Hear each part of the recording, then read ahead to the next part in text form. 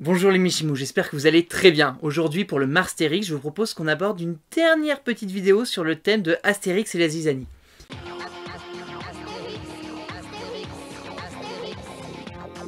Pour résumer Astérix et la zizanie, en fait c'est César qui, encore une fois, essaye de se débarrasser du village gaulois. Et pour ce faire, il engage Détritus. Détritus c'est qui? En fait c'est un Romain, tout simplement, qui était enfermé parce qu'il a la fâcheuse tendance à semer la zizanie, comme le titre de la bande dessinée, partout où il va. Et donc, César décide de l'engager pour semer le trouble au sein du village gaulois, parce que les Romains pensent que ce qui fait la force au-delà de la potion magique, c'est leur cohésion. Et donc s'ils ne s'entendent plus, c'est terminé, ils seront éradiqués. Pour semer la zizanie dans le village gaulois, Détritus a un plan. Ce qu'il décide de faire, c'est d'offrir un vase serti de pierres précieuses à l'homme le plus important du village, qu'il a désigné comme étant Astérix. Résultat, le chef du village, Abraracourcix, et sa femme Bonne Mine sont, comment dire, un peu jaloux, déstabilisés, et le village en général remet en cause le rôle du chef. Parce qu'ils se disent, si c'est Astérix l'homme le plus important du village, pourquoi le chef serait-il toujours le chef en fait? Pourquoi aurait-il plus de droits, etc., etc., etc. Mais ça va même au-delà de ça, parce que donc Bonne Mine et Abraracourcix se disent, ce n'est pas possible, il faut qu'on réagisse, c'est Abraracourcix l'homme le plus important du village, pas Astérix. Et donc, il sème une rumeur comme quoi Astérix et Panoramix, qui sont très proches, auraient vendu le secret de la potion magique, ce qui expliquerait pourquoi Détritus remercierait Astérix et lui offrirait ce vase. Cette rumeur est indirectement confirmée par Détritus lui-même, qui avait mis en place toute une supercherie visant à faire croire aux Gaulois qu'effectivement les Romains détenaient la potion magique. Astérix, Panoramix et Obélix décident donc de quitter le village gaulois.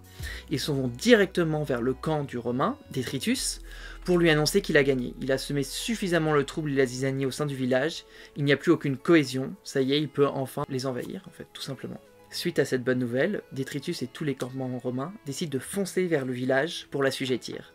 Sauf que Astérix, Panoramix et Obélix vont courir pour leur passer devant et retourner au village pour faire une nouvelle potion magique, tout en prouvant au passage que celle des Romains n'était qu'un leurre. S'ensuit alors une bataille épique que les Gaulois vont évidemment gagner grâce à la potion de Panoramix. Astérix prend alors Détritus à son propre jeu, en lui rendant le vase qu'il lui avait offert et en le remerciant pour sa collaboration avec le village, pour faire croire à toutes les garnisons romaines que c'était un traître infiltré. Détritus est donc ramené à Rome, et la paix revient au village gaulois. Pour la bande dessinée Astérix et la zizanie, personnellement je la trouve très très drôle, et c'est l'un de mes coups de cœur. Bon, déjà c'est Goscinny qui l'a écrite, personnellement je suis très friand de l'humour de Goscinny, plus que celui d'Uderzo. Au-delà de ça, j'ai trouvé ça très sympa en fait, qu'on voit un peu plus la vie au village, qu'on voit les relations entre les uns et les autres, finalement sur qui Astérix peut réellement compter, qui sont ses amis, ceux qui sont vraiment proches, ceux qui sont vraiment soudés, même si de manière générale, ils s'entendent tous. Dans les personnages qui sont mis un peu en avant, qui sont secondaires, il y a notamment Assurancetorix et Agecanonix. De voir justement Assurancetorix qui finalement est assez en décalage avec le reste du village, comme d'habitude. La zizanie, en fait, lui passe assez au-dessus de la tête. Et Agecanonix, c'est un de mes personnages préférés, avec Panoramix, est très drôle dedans. Parce qu'il y a ce décalage, lui, entre la réalité dans laquelle il vit et le monde réel, en fait, tout simplement. Au-delà de ça, j'ai trouvé que la BD était très intéressante, d'une part pour savoir sur qui on peut compter. Quand on voit que c'est le trouble, on voit qu'il y a vraiment un décalage entre nos amis et nos proches. Pour Astérix, effectivement, ses proches, c'est Obélix, parce que même s'ils se disputent à un moment donné, ils finissent par se réconcilier en deux cases. Et Panoramix, qui a toute la confiance, en fait, d'Astérix, et inversement. Mais également, ce qui était très intéressant dans cette BD, c'est comment sortir d'une relation toxique, ou d'une situation, en tout cas, qui est toxique. Ce qu'il faut savoir, c'est que Astérix, Panoramix et Obélix, au début, ils subissent énormément la situation. En fait, ils sont vraiment acteurs de cette situation toxique. Je veux dire, quand Détritus lui donne le vase, il ne sait pas comment se défendre, il s'embrouille avec Obélix, le ton monte, enfin c'est très difficile pour lui. Et en fait après, la capacité d'Astérix et de Panoramix, un petit peu Obélix, même s'il est un peu à côté de la situation, c'est cette capacité à prendre du recul sur ce qui se passe, prendre du recul sur la scène, et en fait cette prise de recul elle est hyper nécessaire si vous aussi vous vous retrouvez dans une situation toxique un jour. Parce qu'en fait, elle vous permet d'observer la scène, d'observer les comportements des autres, d'observer votre propre comportement, et voir donc ce qui a mené à cette situation, qu'est-ce qui fait qu'elle s'envenime en fait, en quelque sorte. Cette prise de recul, elle est nécessaire parce qu'elle permet en fait de ne plus être dans l'émotionnel. Parce que généralement, quand on est dans une situation et qu'on n'arrive pas à en sortir, qu'elle est toxique, qu'on l'a subie, c'est parce qu'on est dans l'émotionnel. On est trop pris là-dedans et en fait, l'émotionnel nous empêche de réfléchir. C'est un peu le problème. D'où l'importance en fait de ne plus être acteur de la situation, mais observateur. En fait, Astérix se met un peu au niveau du lecteur. Il est un peu comme nous, il voit les choses, il les observe. Et c'est d'autant plus utile qu'en fait Astérix a pu modifier son comportement. Pourquoi il a pu le modifier? Parce qu'il a pu voir toutes les possibilités qui s'offraient à lui. Dans ces possibilités, il y avait donc celle de continuer, de rester dans la situation telle qu'elle est, mais il n'avait rien à y gagner. Celle de lutter, parce qu'il avait un peu essayé par moment en essayant de se défendre, mais non, c'est pas moi. Et en fait, c'était très compliqué, personne ne le croit, parce que chacun s'est fait une idée de qui était Astérix, de qui était le Romain, et surtout de ce que représentait ce vase. Il y a une autre solution, sinon c'est de partir. C'est ce qu'on aurait pu croire quand il menace de quitter le village. Ou alors la dernière, c'était de retourner la situation, et c'est celle qu'a entrepris Astérix.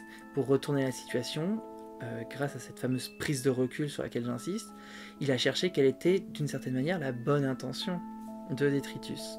Ça, c'est pas vraiment dit dans la BD, ça c'est mon interprétation, parce qu'en fait, j'ai fait de la PNL, programmation neurolinguistique, donc c'est une méthode sur laquelle il y a une croyance qui est que chaque comportement est motivé par une bonne intention. Alors bonne intention, faut pas voir quelque chose de moral là-dedans, c'est pas du tout, on n'est pas du tout là-dedans.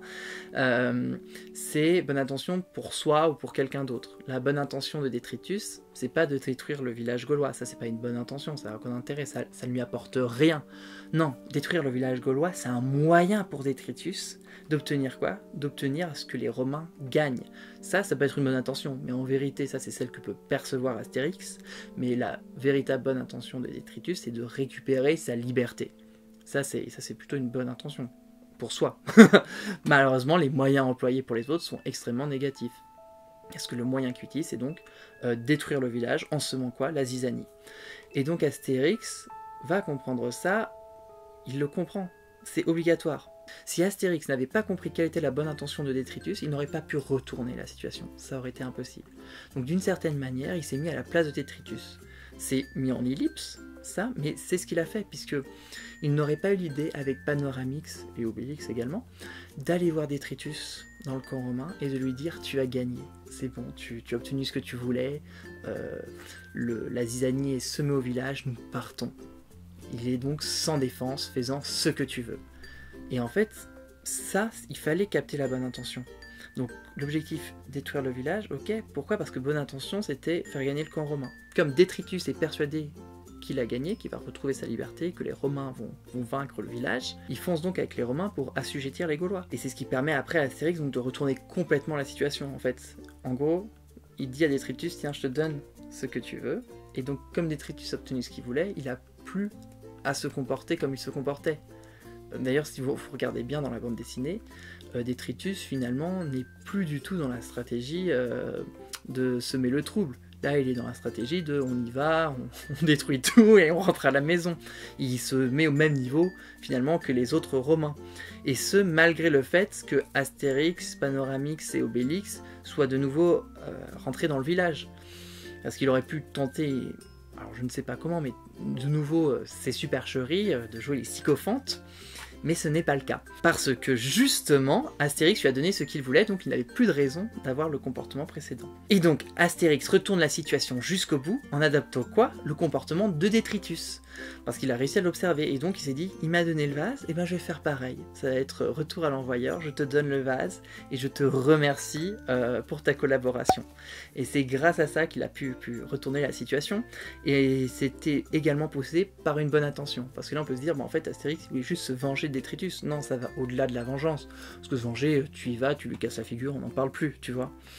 Là, c'est plus malin que ça, c'est beaucoup plus stratège, c'est beaucoup plus intelligent. Et pourquoi? Parce que c'est soutenu pour une bonne intention, la bonne intention qui est pour Astérix, qui est de sauver le village et de le réintégrer, de retrouver l'unité. Et donc il se dit que pour retrouver l'unité, eh ben, il faut jouer à ce jeu-là. Et donc en fait ça reste un moyen. Voilà, c'était mon analyse de la bande dessinée d'Astérix. J'espère que ça vous a plu. En fait, moi ce qui était important, c'était vraiment d'observer tous ces schémas comportementaux.